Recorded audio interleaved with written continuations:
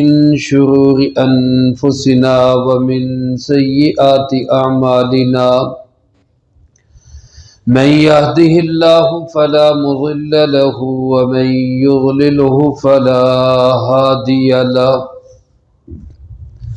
ونشهد أن لا إله إلا الله وحده لا شريك له ونشهد أن سيدنا ومولانا محمدا عبده ورسوله أما بعد فأعوذ بالله من الشيطان الرجيم بسم الله الرحمن الرحيم يا أيها الذين آمنوا كتب عليكم الصيام كما كتب على الذين من قبلكم لعلكم تتقون أياما معدودات وقال رسول الله صلى الله عليه وسلم قال الله سبحانه وتعالى الصوم لي وأنا أجزي به وفي رواية الصوم لي وأنا أجزى به أو كما قال عليه الصلاة والسلام صدق الله مولانا العظيم وصدق رسوله النبي الكريم ونحن على ذلك لمن الشاهدين والشاكرين والحمد لله رب العالمين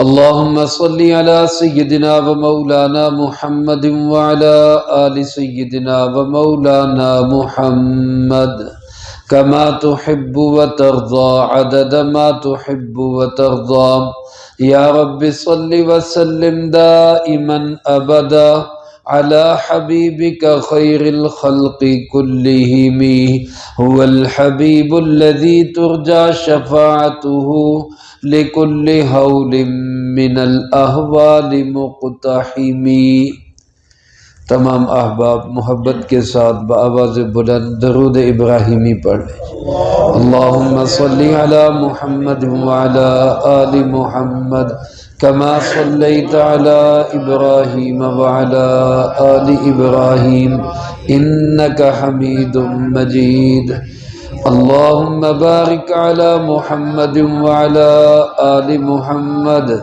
كما باركت على إبراهيم وعلى آل إبراهيم إنك حميد مجيد حضرات محترم گرامی قدر سامعین واجب الاحترام معزز محترم بزرگوں دوستوں بھائیوں عزیز طلبہ اللہ پاک کا نہایت ہی کرم فضل اور احسان ہوا ایک دفعہ اس مولا کریم نے پھر رمضان المبارک کی یہ باسعادت گھڑیاں ہم سب کو نصیب فرمائی میرے محترم دوستو آج رمضان المبارک 1447 ہجری کا پہلا جمعہ ہے یقیناً یہ بہت بڑی برکت اور سعادت کا مہینہ ہے نبی کریم صلی اللہ علیہ وآلہ وسلم ایک دفعہ حضرات صحابہ کرام رضی اللہ تعالی اجمعین کے درمیان تھے تو آپ نے صحابہ سے ایک دم یہ فرمایا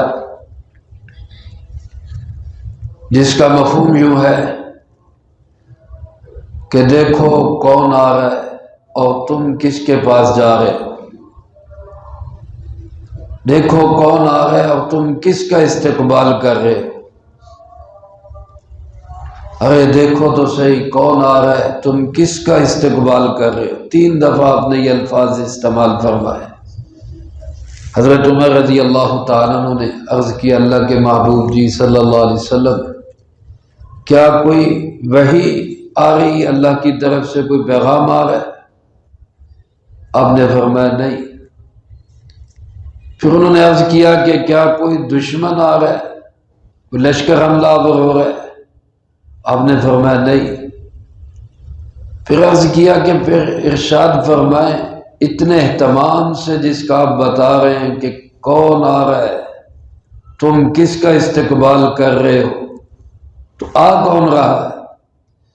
تو سرکار دو عالم صلی اللہ علیہ وسلم نے فرمایا رمضان المبارک آ رہا ہے، رمضان المبارک آ رہا ہے۔ یعنی اتنی عظمت والی چیز کہ اللہ کے محبوب علیہ السلام صحابہ سے خوشی سے اس کا اظہار کر رہے ہیں، رمضان آ رہا ہے، رمضان آ رہا ہے۔ اور رجب کا چاند نکلتا یعنی 2 مہینے پہلے، رمضان سے پہلے شعبان ہے، شعبان سے پہلے رجب ہے، تو رجب کا چاند نظر آتا، اللہ کے محبوب علیہ السلام دعا کرنا شروع کر دیتے، اللہم بارک لنا فی رجب و شعبان و بلغنا رمضان، اے اللہ رجب میں بھی زندگی اور برکت عطا فرما، شعبان میں بھی عطا فرما، ہمیں رمضان تک پہنچا دے۔ اب میرے عزیز دوستو، میں آپ رمضان المبارک کے اندر موجود ہیں، ایک بہت بڑے خزانے میں موجود ہیں۔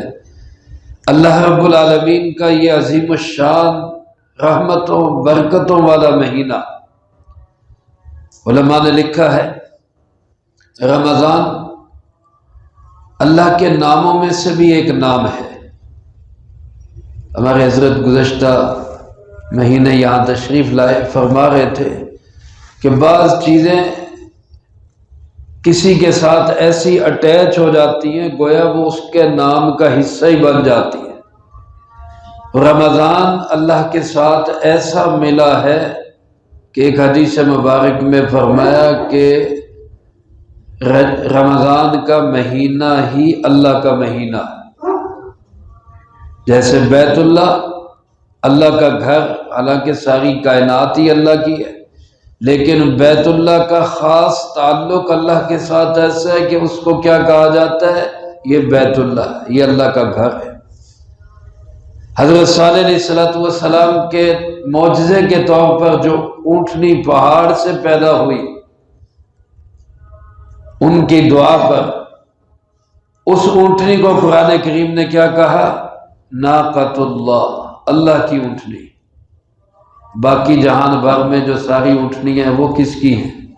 وہ بھی تو اللہ کی ہے، ساری کائنات ہی اللہ کی ہے، لیکن اس کو خاص ناقۃ اللہ اس لیے کہا کہ اس کا ایک خاص تعلق اللہ کی ذات سے ہو گیا۔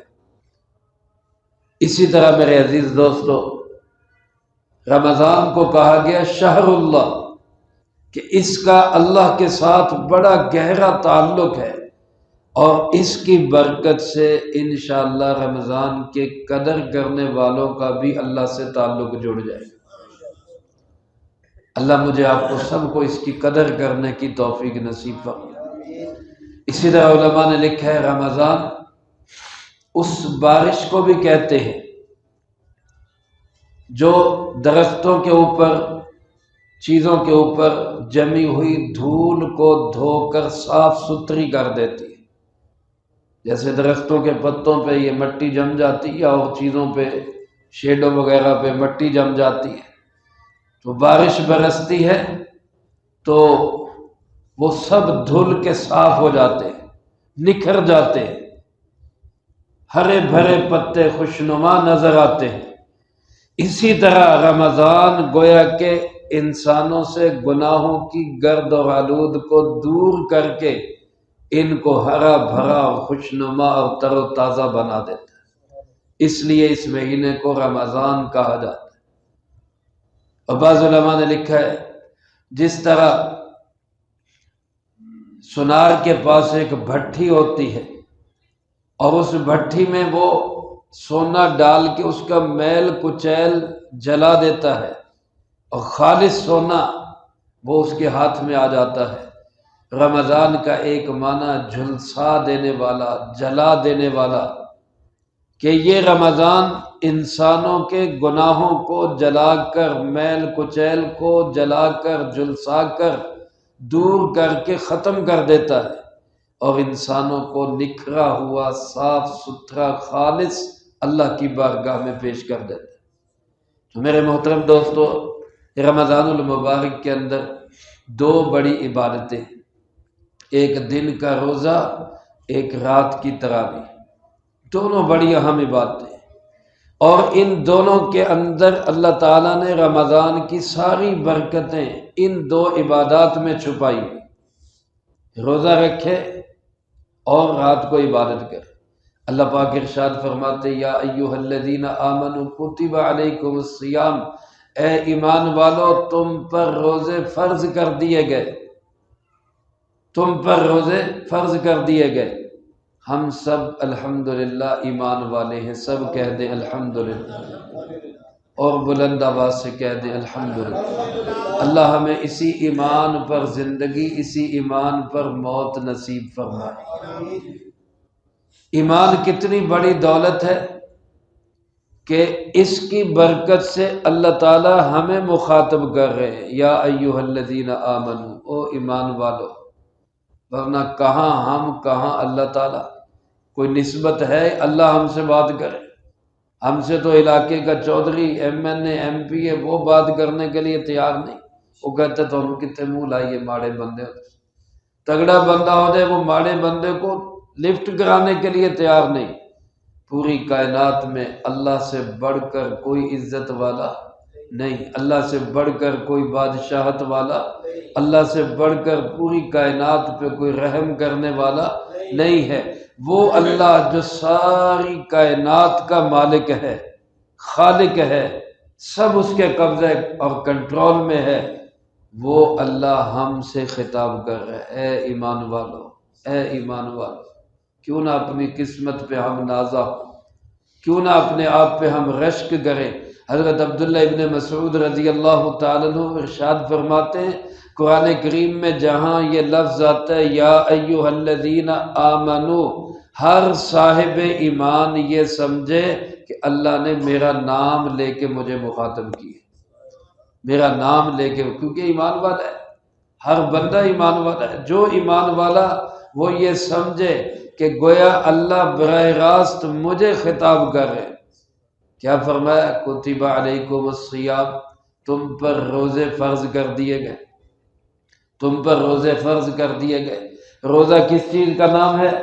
فرمایا کلوا واشربوا حتی یتبین لکم الخیط الابیض من الخیط الاسود من الفجر، رات کو تمہیں کھانے پینے کی اجازت ہے، جب صبح صادق طلوع ہو جائے وہاں سے اتم الصیام الی اللیل، روزے کو رات کے آنے تک پورا کرو۔ یہاں تک تم نے کھانا پینا، اپنے جذبات، ان کو کنٹرول میں رکھنا۔ ان تین چیزوں کا نام روزہ ہے، کھانے سے رکے، پینے سے رکے، اور اپنے جذبات کو کنٹرول میں رکھے، یہ روزہ کہلاتا ہے۔ جب یہ بات سامنے آئی تو خیال آیا کہ یار یہ ہمارے ساتھ یہ فرض کیوں ہمیں کھانے پینے سے روک دیا گیا، کیوں ہمیں اپنی خواہشات سے روک دیا گیا؟ تو اللہ پاک نے ساتھ ہی فرمایا کما کتب علی الذین من قبلکم، صرف تم پر نہیں فرض کیے، تم سے پہلوں پر بھی فرض کیے، پہلی امتوں پر بھی روزے فرض رہے ہیں۔ اس لیے یہ نہ سوچو کہ ہمارے ساتھ کیوں یہ زیادتی ہو رہی، یہ زیادتی نہیں، اللہ کے نوازنے کا پروگرام ہے۔ اللہ پاک تم پہ رحمت کرنا چاہتا ہے، اس لیے تمہیں روزے دیے، اللہ تمہیں اپنے ساتھ ملانا چاہتا ہے۔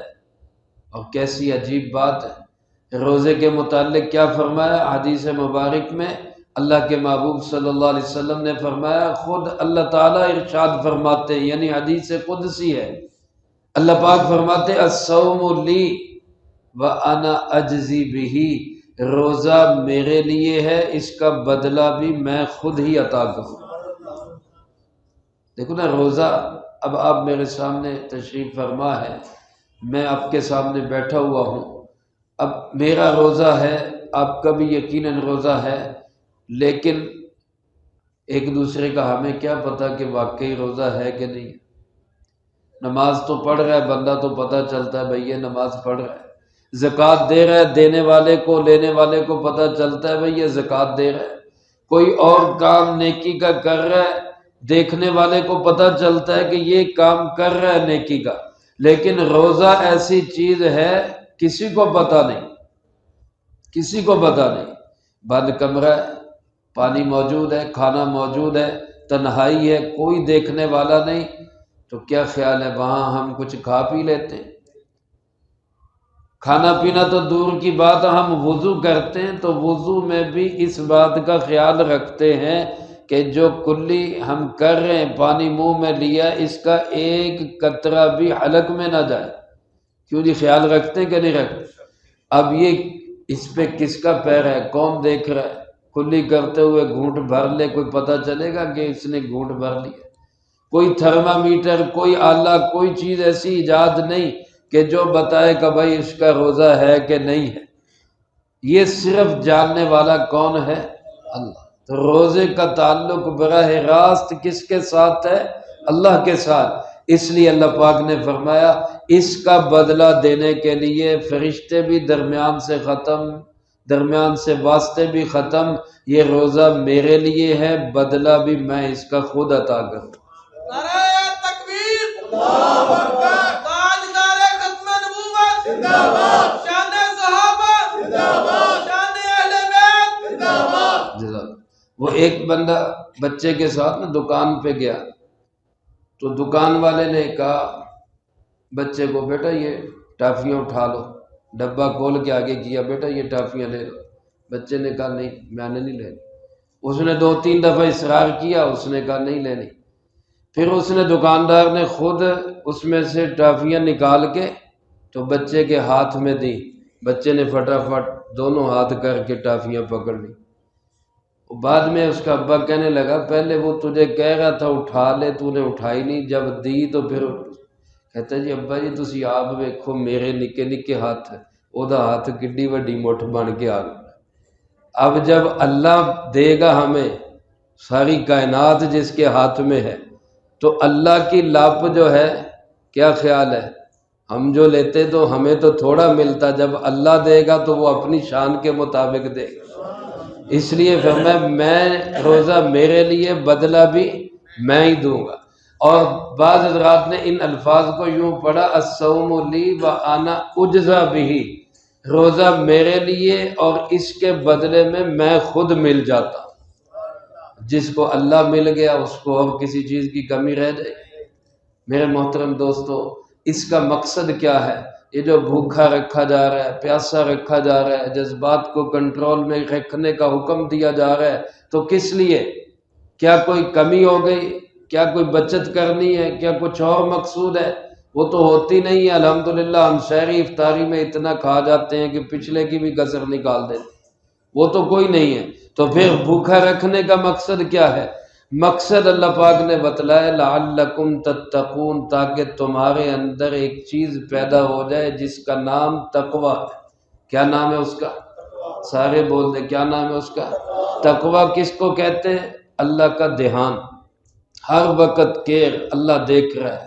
اب ہم پانی نہیں پیتے، کھانا نہیں کھاتے، کلی کا گھونٹ بھی اندر نہیں جانے دیتے، کیونکہ اللہ دیکھ رہا ہے، اللہ دیکھ رہا ہے۔ جب یہ بات ہر وقت دل دماغ میں بیٹھ جائے تو کیا اس تصور کے ساتھ بندہ غیر محرم کو دیکھے گا؟ بے اللہ دیکھ رہا ہے، کسی کو پتہ نہیں بھی چلے گا، میں کالی اینک لگا کے بھی دیکھوں گا تو یعلم خائنۃ الاعین، وہ آنکھوں کی خیانتوں کو جاننے والا بھی کون ہے؟ اللہ۔ جب یہ تصور ہوگا کہ دیکھ رہا ہے تو پھر کوئی انسان کسی چیز میں ملاوٹ کرے گا؟ کوئی کم تولے گا؟ کوئی کسی کا حق مارے گا؟ کوئی کرپشن، کوئی رشوت، کوئی چیز چلے گی؟ نہیں، معاشرہ پاک صاف ستھرا ہوگا۔ کس تصور کے ساتھ؟ اللہ دیکھ رہا ہے۔ سارے بول دے کیا ہے؟ اللہ دیکھ رہا ہے، اللہ دیکھ رہا ہے۔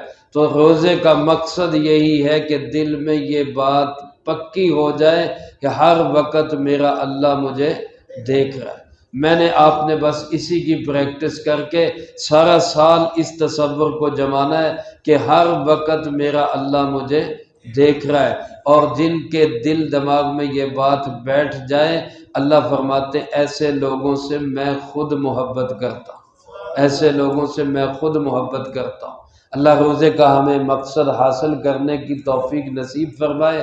روزہ رکھیں گے اللہ ملے گا، روزہ رکھیں گے اس کا بدلہ اللہ خود عطا کرے گا، روزہ رکھیں گے تقوی حاصل ہوگا تقوی کی وجہ سے اللہ کی محبت نصیب ہوگی۔